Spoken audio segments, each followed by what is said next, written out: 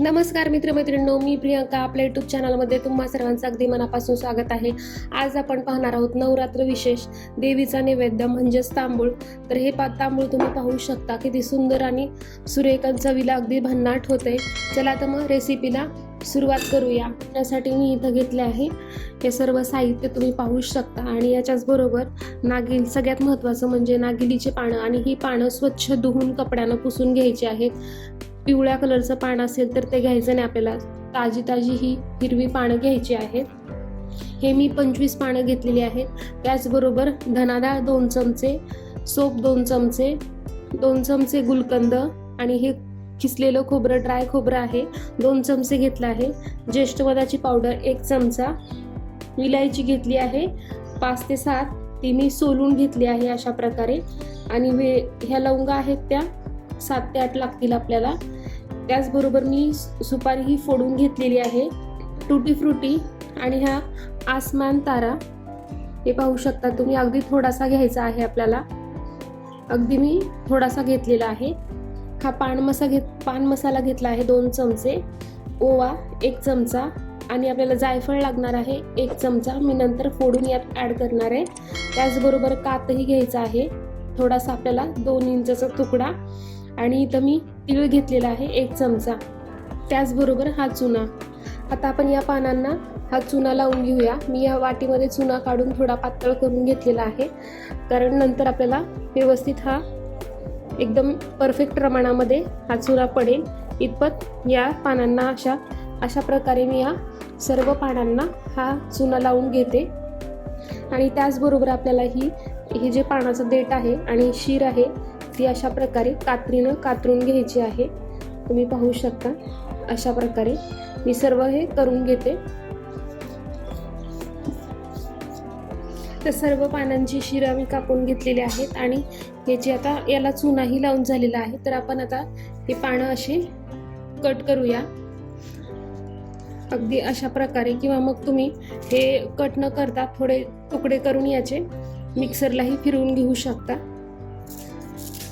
अगदी अशा प्रकारे अगदीच याचे असे बारीक बारीक तुकडे करायचे आहेत. मधून याला काप देऊन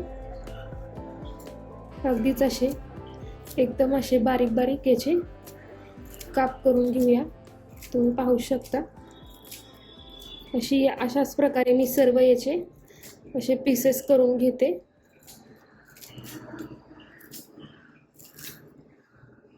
अशा प्रकारे पूर्ण मी हे पानं कट करून घेतलेले आहेत. त्यानंतर आता आपण एक मिक्सरचं भांडं घेऊया. त्यामध्ये ही लवंग आणि वेलची टाकून घेऊया आणि ही आपण मिक्सरला फिरवून घेणार आहोत. त्याच्याच बरोबर मी याच्यामध्ये सुपारी टाकते. 1-1.5 इंचच्या अंदाजाने मी याच्यामध्ये काप टाकते. आता आपण हे झाकण लावूया आणि मिक्सरला फिरवून घेऊया. आणि यासमध्ये घालूया हा आसमान तारा किंवा याला थंडाई म्हणतात. आता छान याची पावडर झालेली आहे, तुम्ही पाहू शकता. हे पहा.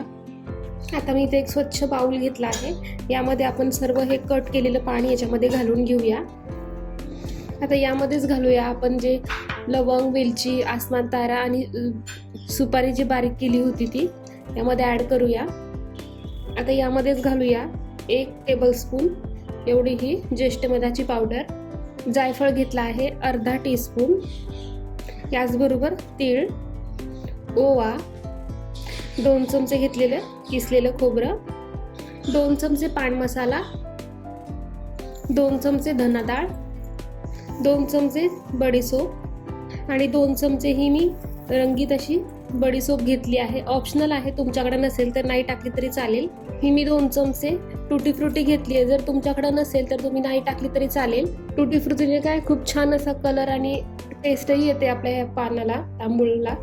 आता याचबरोबर याच्यामध्ये घालूया 2 चमचे गुलकंद. आणि टुटी फ्रुटीचं प्रमाण तुमच्या आवडीनुसार तुम्ही कमी जास्त करू शकता. आणि आता आपण हे छान मिक्स करून घेऊया. आता हे हाताने आपण छान चोळून घेऊया, म्हणजे काय होईल, थोडंसं ओलसर होतं आणि हाताने छान हे मिक्सही केलं जाईल यासाठी. तर तुम्ही पाहू शकता छान असं एकजीव झालेला आहे आणि ओलसरही झाला आहे आपला हा तांदूळ। तर हा तुम्ही एअरटाईट डब्यामध्ये फ्रीजमध्ये ठेवू शकता, अगदी 2 महिनेही खराब होत नाही। तर तुम्ही पाहू शकता किती सुंदर आणि सुरेख असं टेक्स्चर आले, चवीला तर अप्रतिम झालेला आहे हे तांदूळ। तर तुम्हाला हा व्हिडिओ कसा वाटला ते नक्की मला कमेंट बॉक्समध्ये सांगा आणि आपल्या यूट्यूब चॅनलला लाईक शेअर सबस्क्राईब करा। थँक्यू।